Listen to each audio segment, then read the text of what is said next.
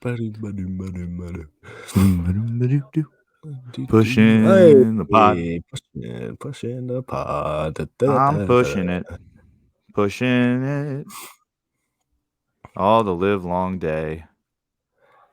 Liberty line. Liberty Bibberty. Liberty Bibberty. Beautiful. All right, that's one push. One push, 2 foot, 2 push, blue push.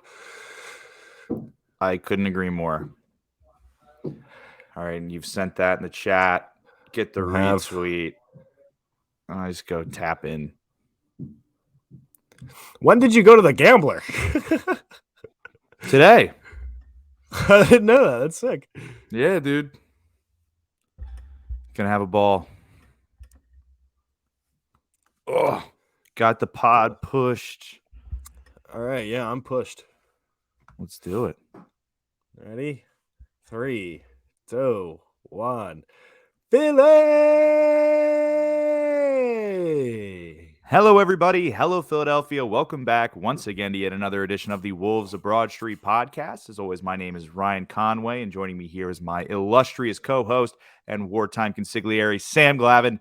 Of course, we have our producer behind the glass, Seamus G, pulling the strings, making the highlights, getting stuff done for us on the back end. Boy, oh boy, Sam, it has been quite a week since we last spoke with the Wolves faithful. Granted, we did a Wolves Thursday last week, and we're doing a Wolves Tuesday this week because of the Sixers schedule. They are playing tomorrow evening at 7:00. Who against? We'll get into it later. Stay tuned. But regardless, obviously, I mean, it's Tuesday. The Eagles played on Sunday, Sam, and I mean, we beat the Jets. A lot went on. Gardner Minshew got the start. You know, some interesting names produced. I mean, how are you feeling after that game? Because it was a big win, but like it's also the Jets. So like, where are you at right now? I'm just exceedingly more frustrated with the team. Not because they played bad against the Jets, but like they could be over 500 right now if they beat the Giants. Like they could be a winning football team to say. I mean, it's incredibly frustrating that they're still like their record doesn't show like what kind of team they are right now. And I mean, granted, it's an easy schedule, but I'm just more frustrated now. I mean, we are in a wild card spot at this point of the season, going into a bye week, which is pretty cool. But the Eagles never play well coming out of a bye, so it doesn't matter who they're playing against. So I guess I'm just more frustrated, man. I don't know. Even after a win, I'm frustrated. No, I'm with you. Like that win, like honestly, that win, I didn't even feel relief. Normally, you play a team like that, you know, I do think we have more talent than the Jets. We're a better football team than the Jets, obviously, but I also just think talent-wise, we're better. But, you know, normally after that, you go, oh, thank God we won. Especially it was kind of close there because Gannon was making Zach Wilson look like an elite starting quarterback for the first quarter or so, which was a little spooky. But just even though we won by 15, I don't really feel any more confident in this team's ability to do anything. I mean, Gardner Minshew provided something a little different at the quarterback position than what we're used to with Jalen Hurts. A little more discipline in the pocket. And, you know, he's still mobile, but obviously he's not doing what Jalen does. So we saw a different thing. And, I mean, some people are saying, Sam, that Jalen Hurts couldn't have done that he couldn't have led us to a win against the Jets, which I find odd, and you seem to be finding odd too. Yeah. And also, but also, you know, people are saying that there's not a big difference, or maybe there is a huge difference, and even Minshew should be the starter. So I don't go that far. I think that's a little crazy. Where are you at in terms of your evaluation of the quarterback play? I mean, it's the most Philadelphia thing in the whole world to start a quarterback controversy going into a bye week. Like it's just exactly what this season needed. It was a quarterback controversy. Like I hate it. I hate it with every fiber of my being. But I'm glad that Gardner Minshew played well. But what I was really impressed with was Nick Sirianni tailoring the gameplay, the offensive gameplay to Gardner Minshew, allowing him to be more of a game manager than a playmaker like Jalen Hurts. You know, like there was a lot of like dink and dump, which is perfect for a guy like Gardner Minshew, and he utilized Dallas Goedert perfectly, especially in the first half. So I was really impressed with that. And that's what and it's what won us the game. Gardner Minshew played very, very well, but it was because of the role that Nick Sirianni built for him and built the playbook for that particular week around him. And I was very impressed with that. Absolutely. I mean, we learned that Nick Sirianni can coach. I think we've seen it a couple times. I mean, he made the adjustments, and then we ran for 200 yards against the Saints, only Mm-hmm. team to do it, and we've done it twice now. Mm-hmm. And he was one of the coaches that did it, which is just fantastic. But then, I mean, you see your stud, totally mobile quarterback goes down, and he's like, okay, we'll plug in this guy relatively new to the city and go out and get a win because he made it. He made it, like you said, easy for Gardner Minshew to go out and make those completions. It sounded like Gardner Minshew was out there making transcendent throws. He wasn't doing anything that, honestly, I don't really see a big difference in arm talent between Jalen Hurts and No. Gardner Minshew. But that is what's getting lost in this quarterback controversy, which should be in massive, massive quotes because, like you said, Yeah. it's just like completely ridiculous it's even happening. But what's going to get lost in this is that, this is more of a testament to Nick Sirianni's skill as an offensive game plan creator than I think people Yeah. are not giving him enough credit for that. Yeah, which makes it exceedingly more frustrating because he coached a terrible game against the Yep. Giants. But then he comes in again, and it's the Jets. I recognize that. It's the Jets. It's the New York Jets. But you saw how he could put together a game plan. Like, it's almost as if under duress, he's better for some reason. Like, because he goes down, he's like, okay, I don't have my starting quarterback. What the fuck am I gonna do? And so I gotta focus extra hard and pull. Like, it reminds me of like a baseball player who like gets a black eye and then all of a sudden goes like hits 500 on the week because he's got to concentrate harder. Mm-hmm. Like it's something weird like that. But it's frustrating because the Giants, that was a winnable game, and they kind of just went in there with a game plan that was like, oh yeah, we're a better team and we're just gonna run all over them, and that just it isn't what happened. So Nick Mm-hmm. Sirianni has to approach every week like this week, even though it's the Jet. Like, he has to come up with something as focused and as timely as that. And we've seen him do it. He can definitely do it. I mean, he just did it. So I just need to see more consistency out of him. That's Yeah, all. But we know he can absolutely. coach. No, yeah, the man can absolutely coach. And we got a question here. Some people, posed to you listeners out there. And if you're listening on Twitter right now and you're leaving comments, we can't see them, unfortunately. So go over to twitch.tv/the Liberty Line if you want to join in on the conversation. You can also check us out on Facebook.com, obviously, the Liberty Line page there. And I mean, if you don't want to leave any comments, go ahead and stay on Twitter. It's fine. I'm not going to tell you what to do. But which quarterback are you guys going to go with moving forward? Because it's a difficult question.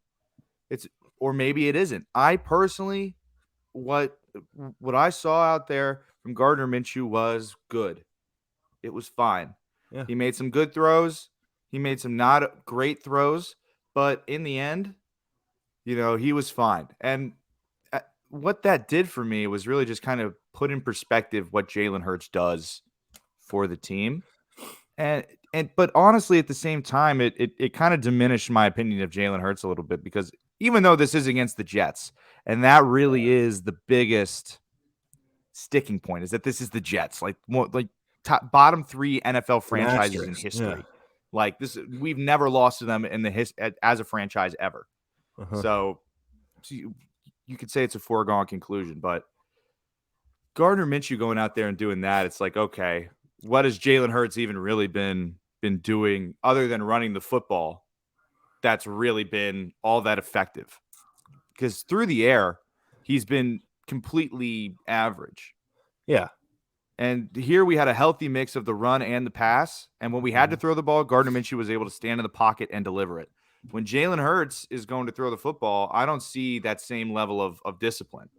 I don't see that same level of comfortability in the pocket. So it is kind of just like, sure, I guess Minshew's more of a traditional quarterback in quotes, but I mean,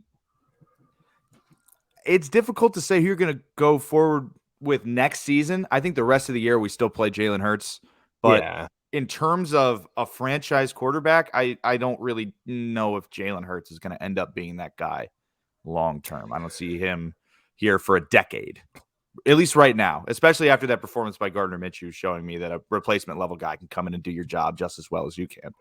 Yeah, I don't this is not this is not come up in my mind at all. I think Jalen Hurts has definitely still got to be the guy, Oh yeah, mainly because I'm looking forward to the draft, and I don't really see a quarterback in there that I would like to draft and make our franchise guy. And for one, I don't trust our front office to do that at all.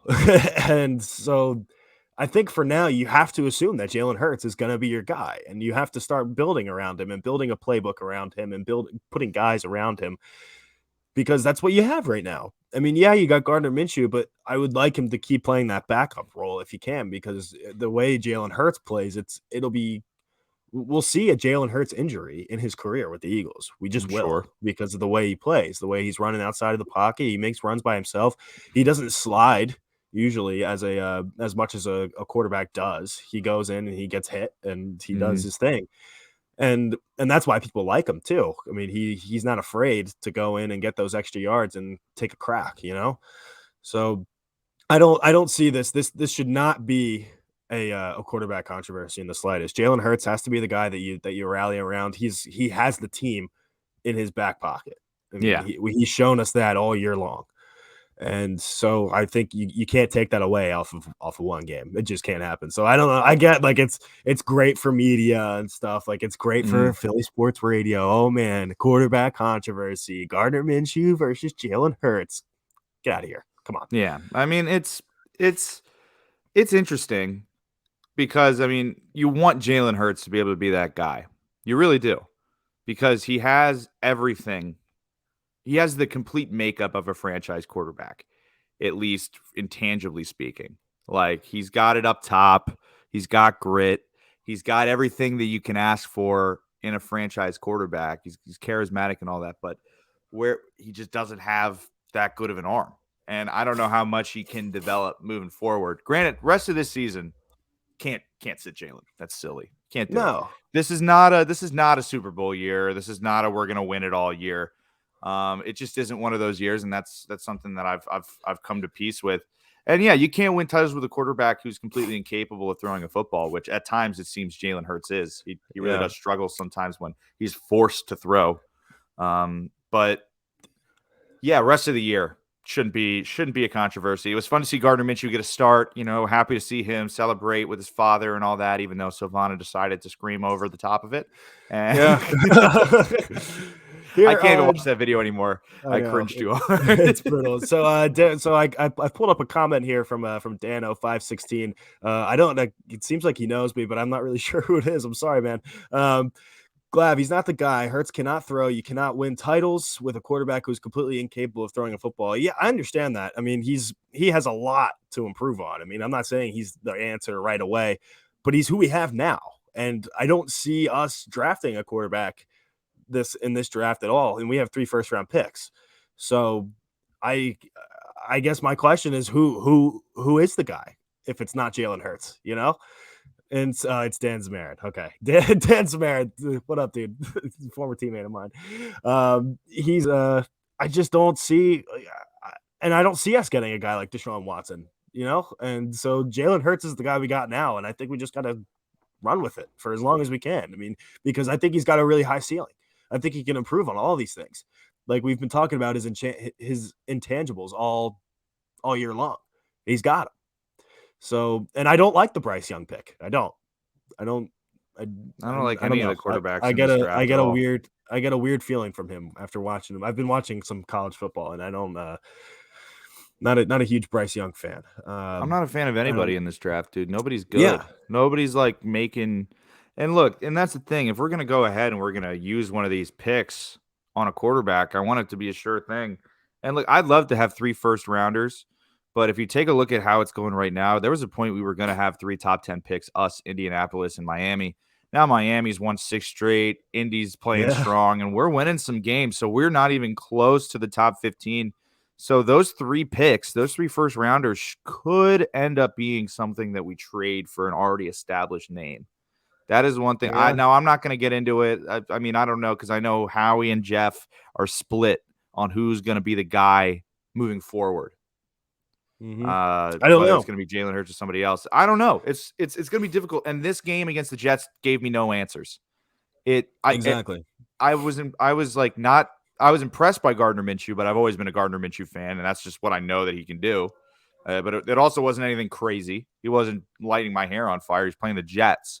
And then Jalen Hurts is just like, I'm not really sold on him right now. I mean, I love his whole vibe and I love his energy, and he plays his ass off. And there's a ton of things that are good, that there's a recipe for a franchise quarterback there. I just don't know if he actually has the talent, which is the worst. Yeah, So many times you see guys with all the talent and they have a horrible attitude. This dude's got like a great amount of, I mean, he's still talented. Obviously he's physically gifted, but just in turn, like he's got all the everything, but he just can't really go out there and look comfortable on a weekly basis. Especially if he's asked to go under center, which he can rarely do in the first place. Yeah. And I don't think that we can judge him off of solely this year. I mean, this will basically just be this is his first full year in the NFL, right? He has the one thing he has proven so far, and I'm knocking on wood right now so hard, is that he can stay healthy, except for this week. I mean, and this is a very minor thing. Like, I'm assuming he's going to be back next week. So the one thing that he's proven so far is that he can stay healthy, which is huge. I mean, that's one of the biggest parts of being a quarterback. It's like all that we ask for in Philly these days. Yeah. It's like play hard, like objectively try and stay put together. Don't have your bones break. All right. That's all I ask. I know it's a tough ask. I know it's a lot to ask in the NFL. Anything can happen. But hey, regardless of the quarterback, man, there's been a lot of positives, though. A lot of positives that we can take away from this Jets game. And just look at the offense. I mean, we had 185 rushing yards. I don't know if we still lead the league in rushing, but we did going into the game on Sunday, which I just thought was hilarious, because for like half the season up to that point, we were like, run the fucking football. And then all of a sudden we lead the league in rushing, and it's like, oh, all right. Well, it looks like that's exactly what we did. But look at this, man. Look at this. 25 pass, 41 rush. We only had 3 penalties, and we had the ball for 35 minutes. Those drives in the third quarter where the Jets only had the ball for like 60 total seconds in the third quarter, that's the kind of the Chargers did to us that won them that close game. So the fact that we're actually able to get the ball and control possession is great. And that comes down to the run game, and especially the quality of this offensive line, which has been, even with some of the injuries, because we've had a lot of guys come in and out. It's been less noticeable, though. I mean, Jordan Mailata has been a stalwart there. He only missed a couple games with COVID. He hasn't given up a sack or a pressure since week 7. Unbelievable. It's week 7. It's been 7 weeks since then. Can we just talk about for a sec, while we're on the Jordan Mailata thing, how we left tackles in Philadelphia. We've gone from Trey Thomas to Jason Peters to Jordan Mailata. Crazy. That is an entire generation of phenomenal left tackles, a generation and a half, because I wasn't there for a lot of Trey Thomas. But that's like insane. Howie Roseman got it completely wrong when he said we were a quarterback factory. We're a left fucking tackle factory. Oh yeah, I mean, we're a left tackle factory. We've never been that was such. I still can't believe that quarterback factory comment. That's so dumb. We literally have one quarterback. Yeah, like fucking moron. But yeah, dude, we are a left tackle factory. The O-line, I mean, obviously Jeff Stoutland is huge, and the talent evaluation is obviously there. So the combination of evaluating offensive line talent and developing them, outside of that weird Dillard pick that made no sense in hindsight. I mean, it's really encouraging to see, even with some injuries to key guys.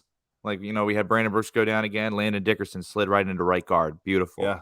Nate Herbig, not so much at center when Jason Kelce went down. Hopefully he's back. But, dude, these guys are good. This offensive line is the kind of offensive line that is Super Bowl caliber.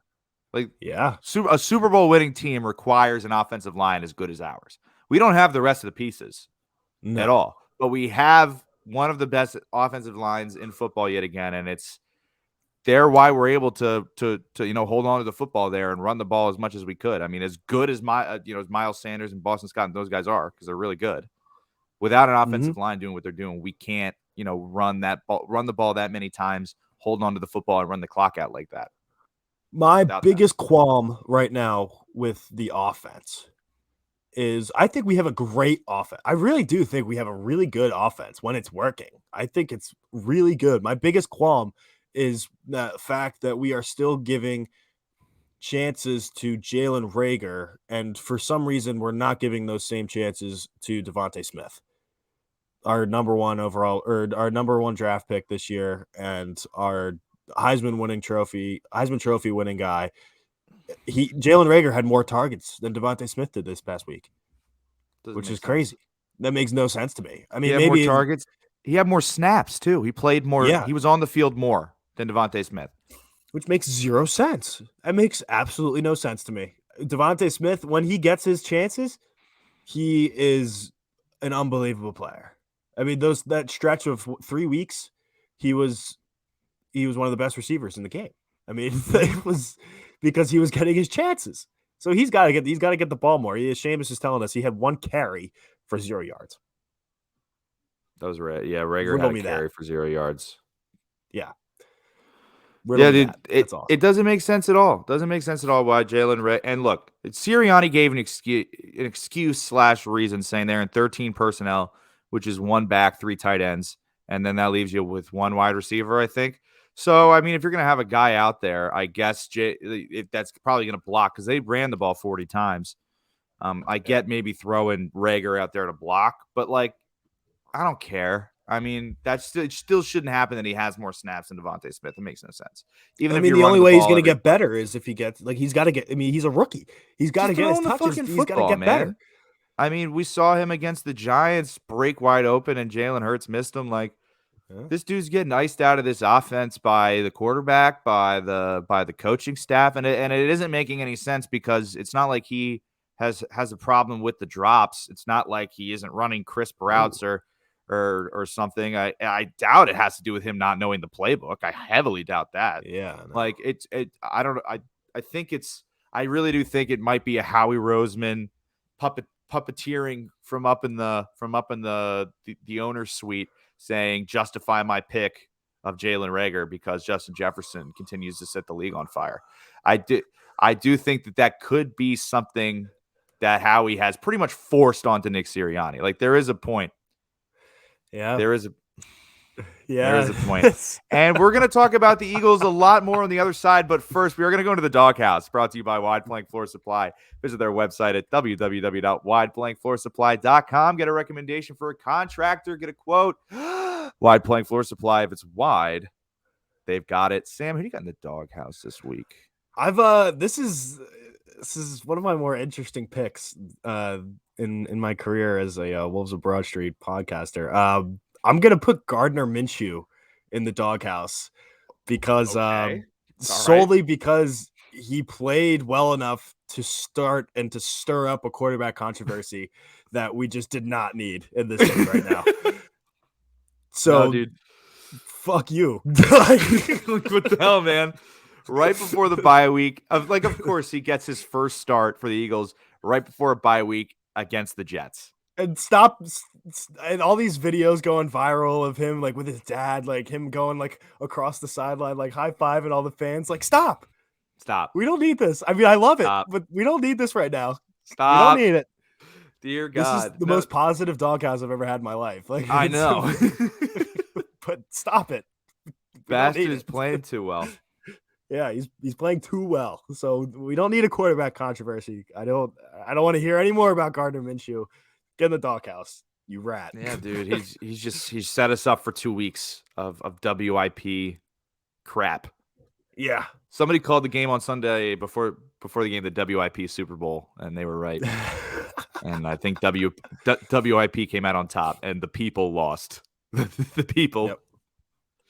Yeah, what can you do? I like that doghouse. It's a nice little doghouse. Yeah, thanks. Gardner, get in there. Who do you got?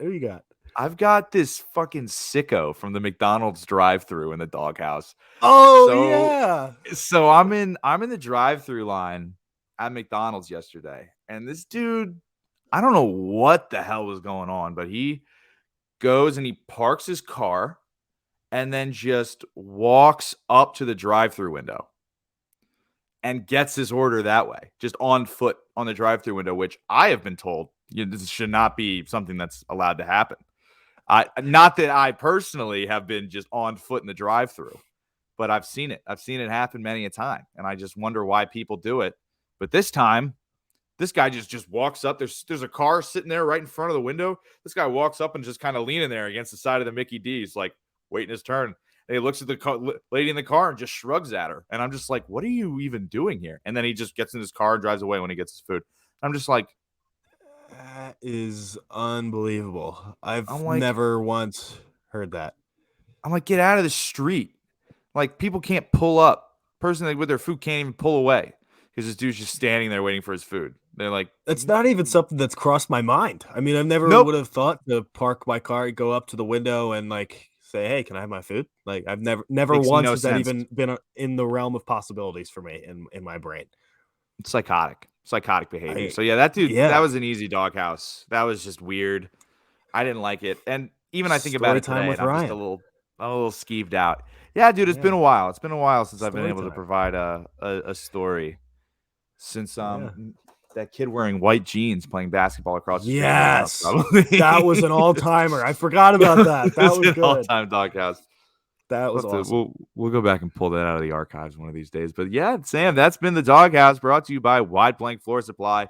Visit their website at www.wideplankfloorsupply.com. Get a recommendation for a contractor. Get a quote.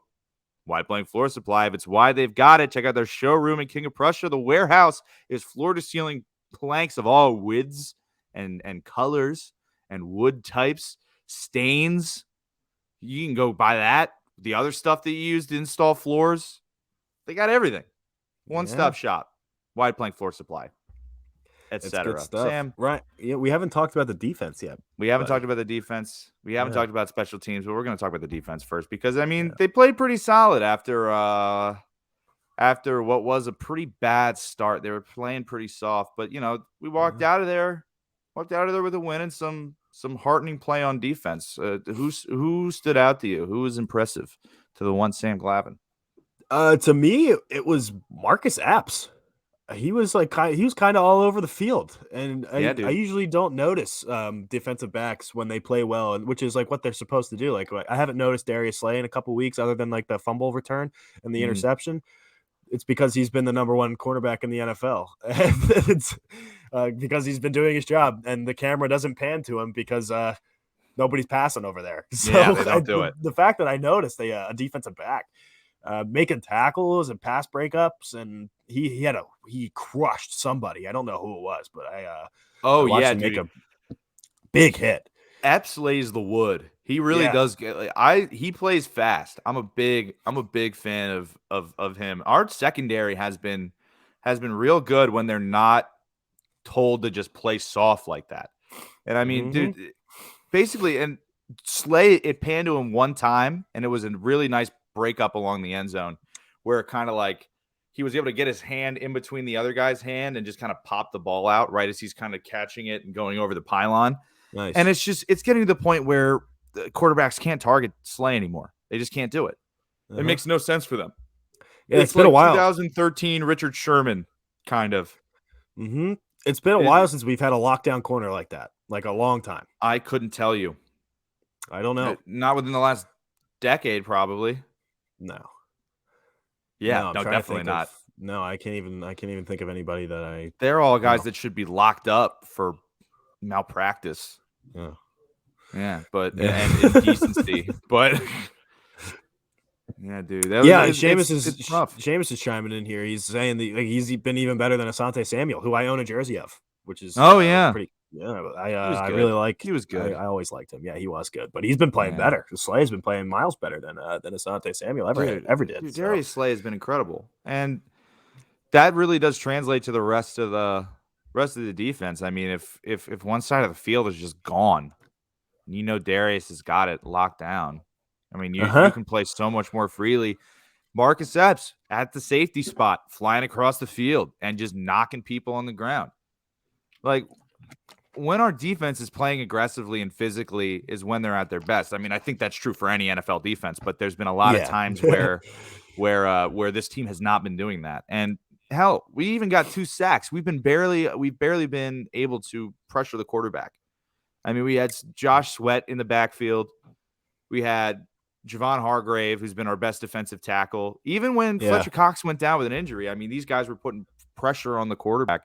So and I understand again. I mean, this is the Jets. Jets, yeah, exactly. It's the Jets. So, but yeah, I've been happy. I didn't have much to say on the defense other than I noticed Marcus Epps playing very, very well. I hope he gets some minutes next week, or I mean, I guess in 2 weeks because it's the bye week. And I hate the bye week. I hate it. I hate it so much because I don't know what I'm going to do. I'm fully expecting them to come back next week and just play like dog shit. That's what I'm fully prepared, dude. And that's what's crazy too is like how this team after the bye week has changed. Under Andy Reid, they didn't lose after a bye for like 10 years or something like that. And then the year that he ended up getting fired, we lost coming out of the bye, and I don't think we've won out of the bye week since then. No, and if we have, it's been few and far between within the last 10 years. It's just crazy. It's crazy to think about. Like, we went from a total lock out of the bye to pretty much like zero faith at all that our team has rest for some reason. It just doesn't make how the turntables, man. You're not wrong. You're not wrong. And oh god, I don't want to do this, but I'm gonna have to say something here. I'm gonna have to. All right. I'm gonna have to say something here about Jake Elliott. Yep. Give it to me. Give it to me. Give it to me, Ryan. Elliott Come on now. Has been superb this season. He's been so good. He's just been really, really good. And I don't know what to tell you, man. He was so bad. And so, especially at extra points, like that would always drive me crazy. And to the point where he's my least favorite player on the Eagles. I'm not a stan. This is fraudulent behavior. This is I mean, capped in every sense of the word. But I actually looked at my Snapchat memories, and a year ago yesterday was just a picture of my face, and it was captioned, "I just want to burn Jake Elliott at the stake." And a lot has changed in a year. I went from wanting a medieval method of execution to be, done to our kicker to just being like, wow, he's fine. It's a big leap for me. It's a big leap for me. So Jake Elliott, congratulations. Special teams player of the month. Dude, he's fucking good. Dude, yeah. And then we got Aaron Sippos. He's been – is he not the best punter in the league? He has to be, right? He's amazing. 70-yard bombs and pinned inside the 10-yard line every time without fail. Mm-hmm. It's crazy, dude. Unbelievable. I don't know how do punters have stats? Like, I don't even know. They got stats. They got net kind of, yards and inside the 20s and touchbacks. I think those are the sick.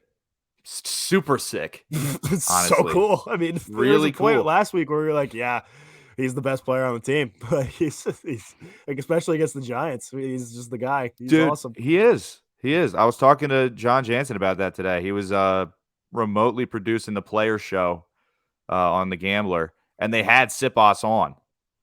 And also, none of the guys on the show could get his name right, his last name, which was just like he's literally said it multiple times, and now I can't remember it because I was just going to ask Jefferson said it all 3 ways. Just the whole thing.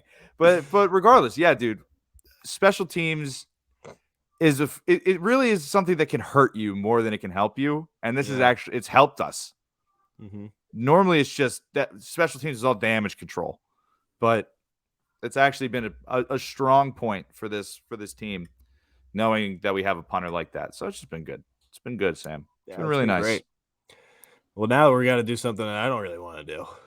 I know. I don't think you want to do it either. I don't want to do it either. We're gonna have to talk a little Sixers, huh? Yeah, there it is. Oh, goodness gracious. Timed up perfectly. The It's almost Sixers, like we've been doing this for 80 episodes. Dude, the Sixers fucking suck, dude. They're terrible. To be honest with you, they really suck. It's no fun to watch. They suck. No. Even last night.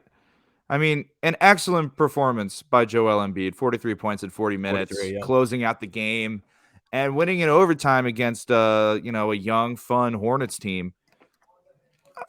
It was Joel Embiid against the Hornets, and we barely beat them even though they were missing two of their starters. And I understand we're missing a starter in the name of Ben Simmons, but that's out the window.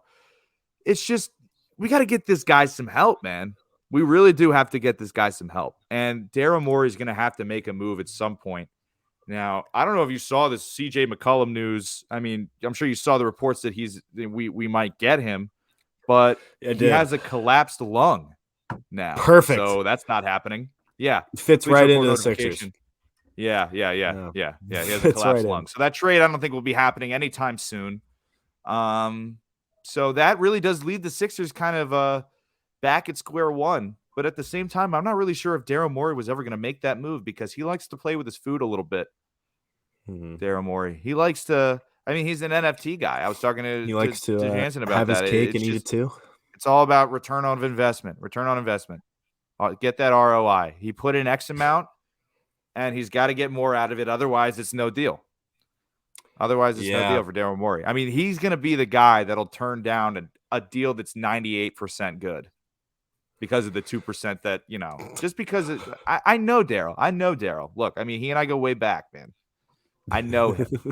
He doesn't know I know him, but I know him. I know that instead of scouting players and calling guys for trades, he's dicking around playing with his gutter cat NFTs, doing dumb shit right now. I know you are, Daryl. It's playing fine. Tennis with Joel Embiid. I would rather that than the NFT shit. Like, can you just run a basketball team for God's sake? Like, get Joel some damn help. I mean, there's a point, man. It's like, I understand he wants a needle mover. He wants a difference maker. He wants a bona fide star. And as we get closer to the trade deadline and teams start to fall apart, I'm sure he's going to get that. Yeah. Maybe. But that also might not happen. Teams might not fall apart. Teams might even rebound. And then they're not as willing to part with a Karis LeVert or a Domantas Sabonis or a Malcolm Brogdon. I would love to have Sabonis on this squad. Dude, Sabonis, if we get Karis LeVert and Sabonis on this team, we got a little bit of squad. Yeah, I like that a lot. I mean, not very like sexy names, but no. I like where your head's at. I need a Balkan on the squad, dude. I really do. I need a Balkan. One of them. A former Yugoslav. Yeah, that'd be great. Dude, all I'm saying, dude, is if Yugoslavia was still a country, their Olympic basketball team would be almost as good as America's. Stop it. They have so many Luka Doncic, dude. The list goes on and on. I mean, that includes Serbia, Bosnia, Croatia. Dario 2 years ago. Jokic and Doncic on the same team would be. And you've got all the Bogdanoviches. Mm-hmm. You've got Boban Marjanovic. I mean, that's a team, dude. Bogdanovic killed us in the playoffs. Dude, if you get Bojan and Bogdanovic, that's who I would want on this squad. Is Bogdanovic. I'd take either one. Guy. They're pretty much the exact same player. Yeah, it doesn't matter. I mean, it's crazy. But man, and honestly, look, obviously we got to trade Ben Simmons, but I think Tobias has got to fucking go. I'm done with Tobias. He's got to go. Yep. Get him on a train, plane, or an automobile. The hell out of here. Put him on the slow boat. Where's someone you take a slow boat to? Doesn't matter. Put him on any form of transportation. That's fine. Yeah, put him on a slow boat to Long Island. I'm fine with me. Fuck. Just get him off my basketball team. I can't watch anymore. I can't. And Doc can't watch it anymore either. Did you see that last night? Did you see his face? I didn't watch it. Oh my God. He pulls up for the jumper and just goes, and he misses, and Doc just goes, head down, just totally dejected. Bad. Doc Rivers has the worst body language I've ever seen. Dude, he's got to go too. Doc's got to go too. Everybody's got to go. Dude, Doc is so unprofessional. He's such a loser, dude. He's such a loser. Oh, I wish the whole team. Let me ask you a question. If you, who would you want to get rid of first? Tobias Harris or Jalen Reagor? Jalen Reagor. Okay. I didn't know if you were there yet with Tobias Harris, but No, I am there too, but okay. at least Tobias has done some good things in his career that have earned a little bit of goodwill with me. You know, Yeah. like I mean, he had a 35-point playoff game. He's like a real person. Jalen Reagor is just not a real football player. It's absurd. Yeah. He's terrible. I don't Every know. time he gets the ball, he just loses yards. I mean, Seamus G said it before the show. He had a rush for 0 yards, and that's an improvement on his rushing this season. Like, that's a fucking joke. It's like, wow, you got back to the line of scrimmage. That's incredible.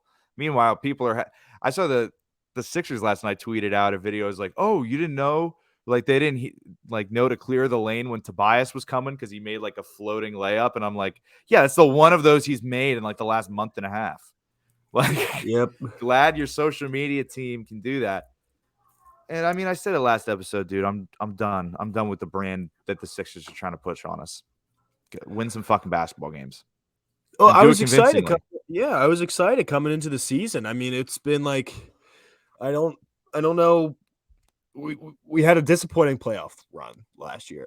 It was like, all right, time to saddle up and get back on the horse and do it again. But I could care less to turn on my TV and watch this, let alone go to a game. My winter break's coming up. I got a lot of time. I could go to a game. I don't want to spend money watching the Sixers. No way. If I can't even turn No. on my TV to watch them, why would I pay money to go watch them? Makes no sense.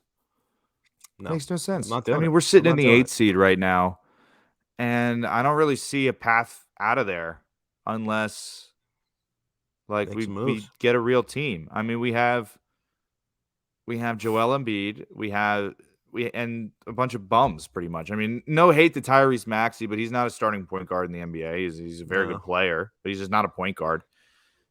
We just need guys that can distribute the basketball and run the offense because, I mean, I already know that Doc Rivers, it's not like he's doing anything really crazy, but, offensively speaking, but it's just easier to have a guy that can execute, and we don't really have a guy that can distribute the basketball. I mean, we're missing perimeter defense and passing, and it's like, oh, who's really good at that I can think of that's signed to a contract to this team?